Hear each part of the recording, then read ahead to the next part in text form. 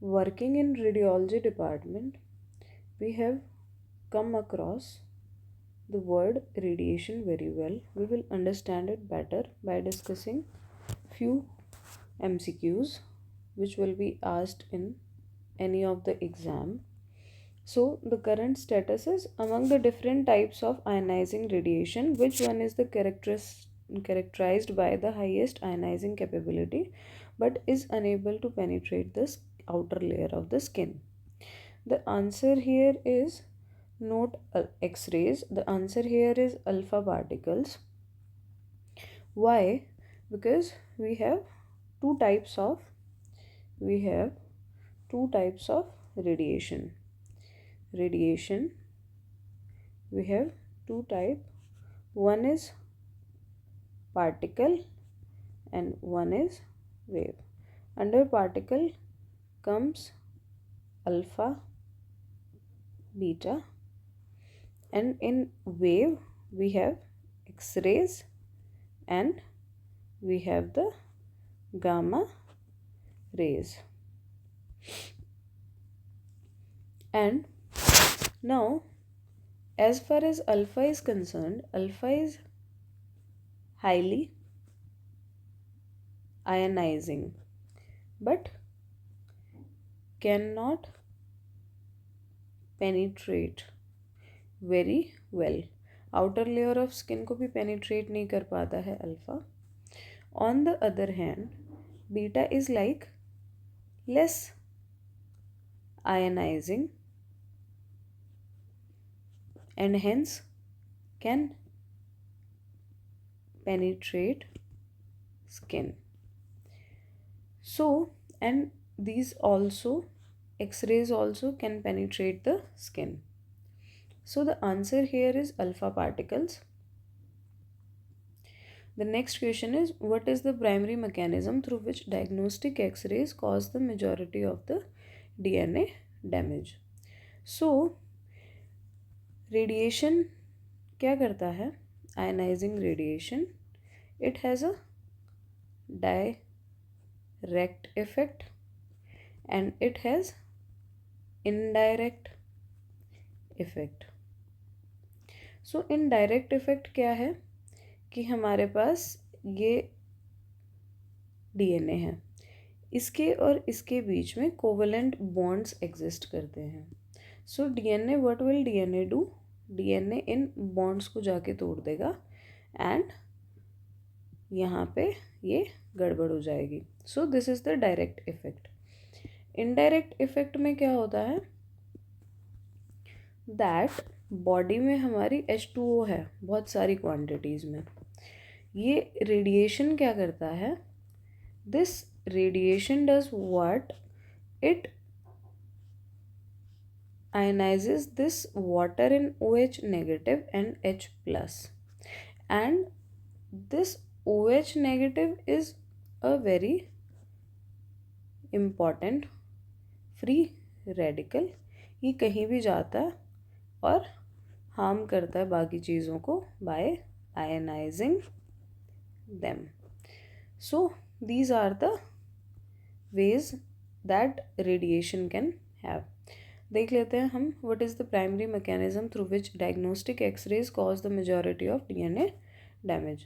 The creation of highly reactive free radicals from water molecules. अब क्या है, direct effect कम होता है, बॉडी में वाटर ज़्यादा है तो मेजॉरिटी इनडायरेक्ट वाला होता है. So the first answer is right.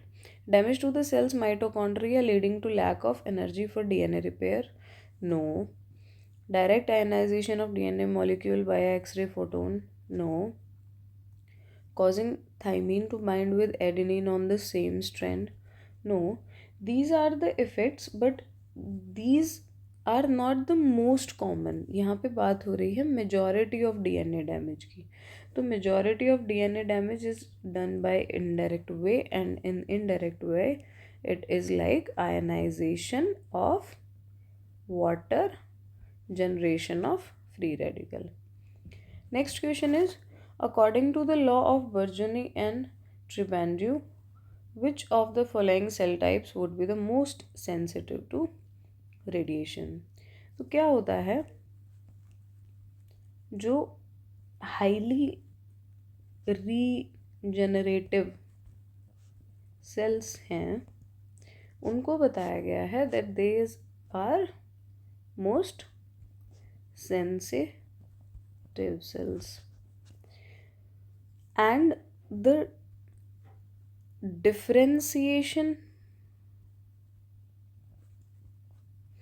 मतलब जो ये डैमेज है, मतलब ये जो radio sensitivity is directly proportional to the regeneration ability and inversely proportional to the differentiation. This is the whole thing. This is the law of Burgoni and Tribuneu, that it is regeneration के directly proportional and differentiation के inversely proportional. इसका मतलब क्या है कि कोई cell जितना regenerative power उसकी होगी, हाईली रीजनरेटिव पावर, वो उतने ज़्यादा सेंसिटिव हैं, और जो ज़्यादा डिफ्रेंशिएटेड होगा वो उतने लेस सेंसिटिव हैं. तो मोस्ट सेंसिटिव टू रेडिएशन पूछा गया है. Highly differentiated neurons, out of answer. Mature connective tissue cells divide नहीं करते, ये भी गलत है. देन हमें मोस्ट सेंसिटिव पूछा गया है, तो हमें क्या देखना है कि जिसकी रीजनरेशन की कैपेसिटी ज़्यादा हो. Next is blood forming cells in the bone marrow, these are the most regeneration power इनकी ज़्यादा होती है. And slowly developing muscle cells. So this is all. Next is which of the following radiation effects is classified as stochastic? As we can see, stochastic radiation के जो effects होते हैं वो दो में डिवाइड होते हैं, स्टोकेस्टिक एंड डिटरमिनिस्टिक. मेन है कि stochastic are these which occur by chance. Deterministic, they will occur in all who are exposed, but after a certain threshold. Stochastic क्योंकि बाय चांस हो रहे हैं तो देर इज नो थ्रेशोल्ड. किसी में भी हो सकते हैं. जैसे जैसे रेडिएशन बढ़ता है वैसे वैसे इसकी प्रोबेबिलिटी बढ़ती है. तो ये इसमें कौन से आते हैं? स्टोकेस्टिक में आते हैं हमारे cancer, induction and hereditary effects. और उसके अलावा जो भी एक थ्रेशोल्ड के बाद होता है, जैसे कि erythema, epilation, hair fall, these all come under deterministic. So these are the type of radiation effects. यहाँ पे पूछा गया है हमसे स्टोकेस्टिक इफेक्ट्स के बारे में. तो स्टोकेस्टिक में हमने देखा temporary sterility is deterministic, skin erythema deterministic, cataract formation deterministic. So induction of cancer is the stochastic effect here. So this is the answer. What is a key difference between deterministic and stochastic effects of radiation?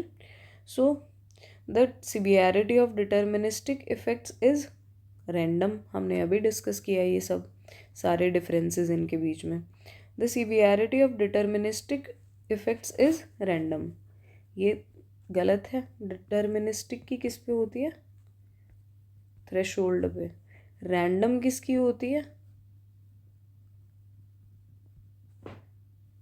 Stochastic की. सो ये उल्टा दिया गया. While the severity of stochastic effects increases with the dose, deterministic effects have a dose threshold while stochastic effects do not.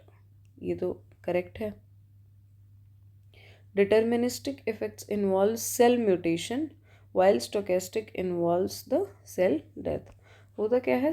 stochastic involves cell mutation and deterministic involves cell death. Next is deterministic effects are always immediate while stochastic effects are always delayed. There is no such rule like this. So this is also not the correct answer. So this was all about this video. Thanks for patience listening.